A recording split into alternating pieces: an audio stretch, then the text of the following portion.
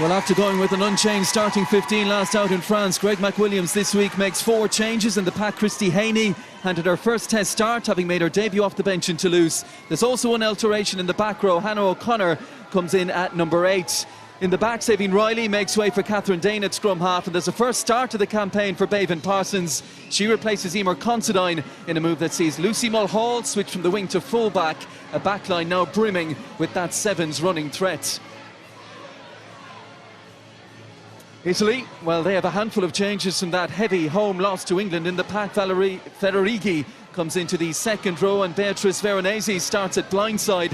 Hooker Melissa Bettoni, perhaps one to watch, having scored tries against Ireland in 2020 and 2021. Scrum half Sarah Barrettin is restored to the starting side to extend her national record to 104 caps. A blow, the absence of Michaela Solari, but captain Manuela Furlan returns on Thursday. She was named fullback, but the updated team announced yesterday puts her on the wing. The Ireland bench includes Aoife Wayford, set to make her debut, and the returning Aoife Doyle. Italy with 7 of their 8 replacements with 5 caps or less.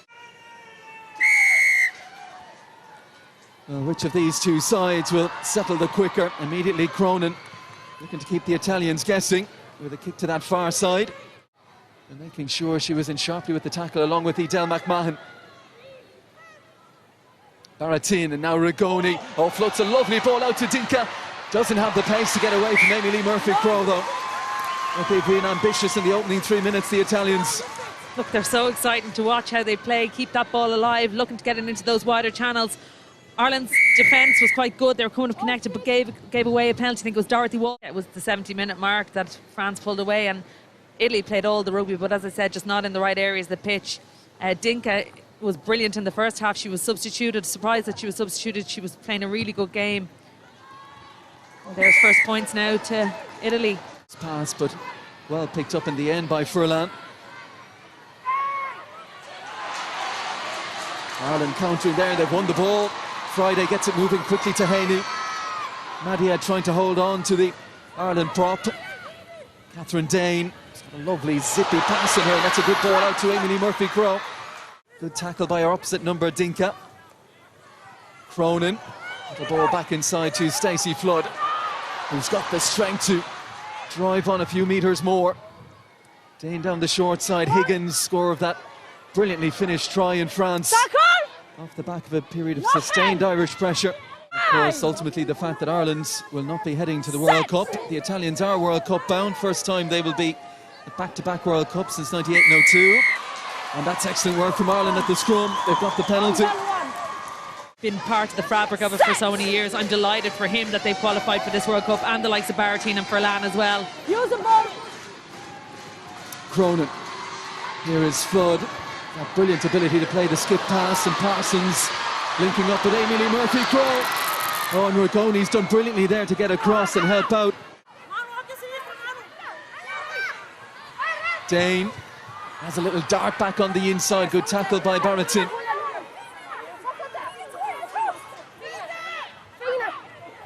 Eve Jones again. Njungang.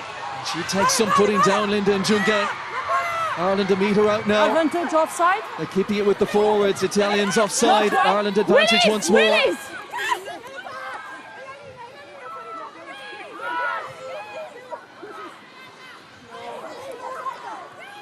Now they're pummeling away at that Italian line, but not quite there yet.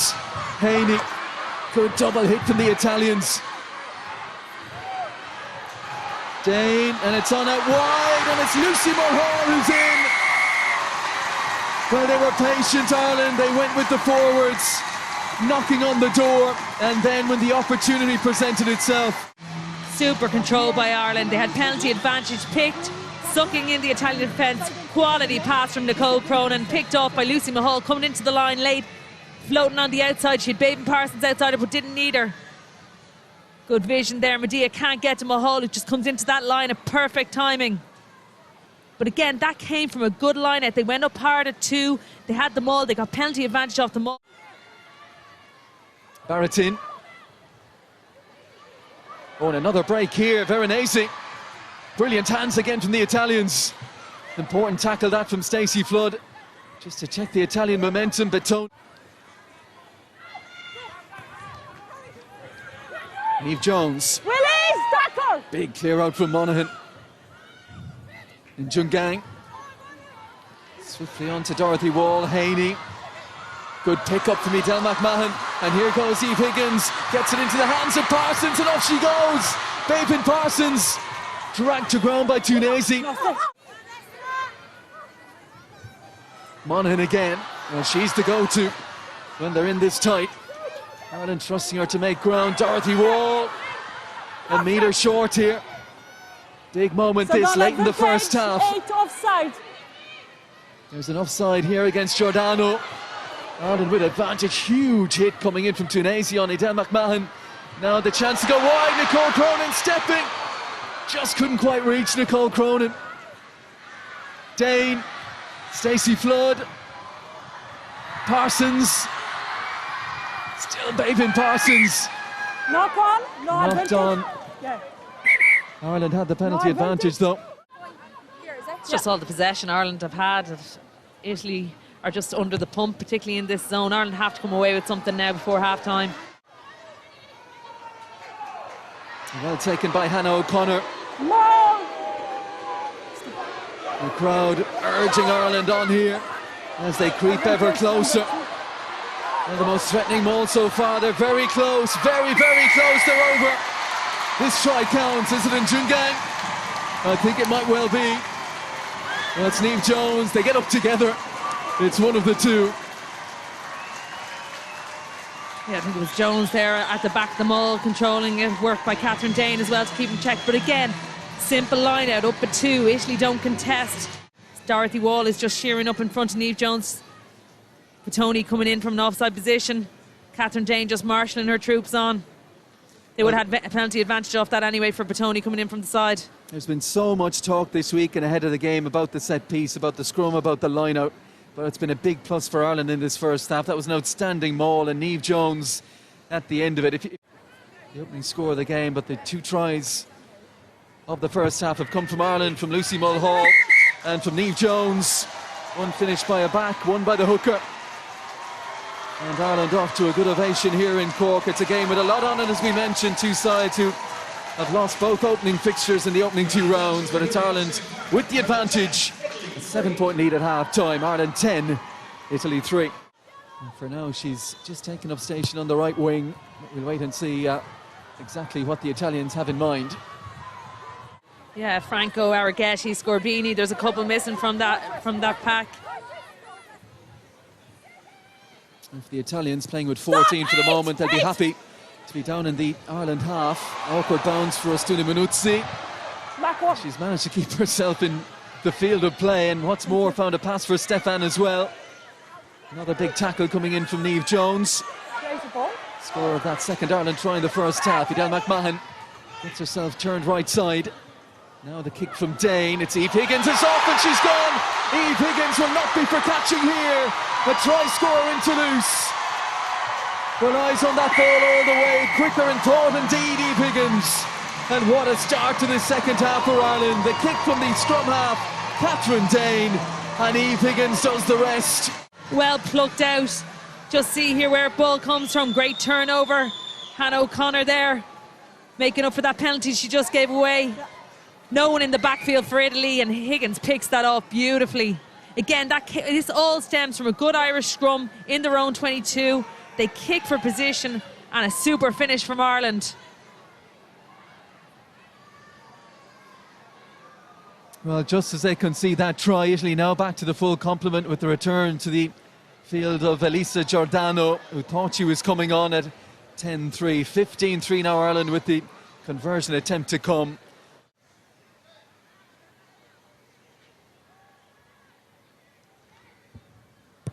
Nicole Cronin blocks everything out, and as soon as she struck that one, she was reaching for the tee.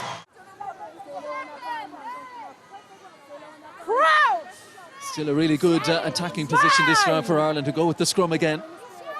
Set. And Jungang against Guy, that's a heavy hitting head to head. Ireland get the shove on this time, and advantage as well, and referees going across, penalty try. Aurelia Grosolo has seen enough. Yeah, Maris was going to ground again on that scrum, and Ireland hugely dominant. Penalty try, that's the bonus point try for Ireland. One today from Beatrice Ragoni. Really, that England defence they faced last weekend, so aggressive. England missed just 4 tackles all game in Parma. When you've got numbers like that, it's very disheartening and dispiriting. Tackle! And as mentioned, they had the COVID issue in the last few days to deal with as well. It's been a tough day all round for them. But here goes Dinka and hit the line at pace. Brilliantly timed run from the outside centre. It looks like they've coughed up possession here, Italy. Obviously in the Welsh game, they were in between two minds whether contest or stay down. It looks like they're going to stay down and just hit here. That's what the body shape suggests. You could see Monaghan and O'Connor getting themselves set straight away, trying to get the shape right. Italy looking for that point of weakness. And they found it, and it's Bettoni who gets another try against Ireland. 3 years running now for the Italian hooker. And a well-worked set piece. Melissa Bettoni over for Italy's first try of this year's Six Nations. Up that blind side, and she just shears off that little gap. You just see Chloe Pearce and Edel McMahon taking an Italian player out of that mould that creates the gap for Bettoni to go through. And I think she's a hugely abrasive player, really took it to the Italians in the first half, and her scrummaging was outstanding throughout. So today's TikTok player of the match is Ireland's Sam Monaghan. Yeah, she has been standout for the 3 games so far. Sam Monaghan, Fiona Coughlin's choice, as the TikTok Women's Six Nations player of the match. Always nice to win that award in victory. Oh, and there's going to be a try here. Lovely piece of opportunism from Katie O'Dwyer, and look how Ireland celebrate this one. Everyone in on this. Ball, she claimed it. Well up, pressure from Brittany Hogan in front. Just that catch and pivot, ballerina-esque. They will finish in Cardiff against Wales, Italy. Ireland, as mentioned, Welford Road against the English. Scotland at Kingspan Stadium up in Belfast. And they'll enjoy this victory after the opening 2 defeats. And particularly enjoy it with 5 tries in the bag as well, and all different sorts of tries as well. There was pressure on this fixture. You talk about pressure at the top, England and France. That will all be decided from match day 5 in Bayonne. But pressure at the bottom as well, 2 sides that hadn't a victory to their name coming into this one. It's Ireland who've come out victorious. And worthy winners today. You know, they dominated set piece, they dominated possession and territory, just played a really clever game.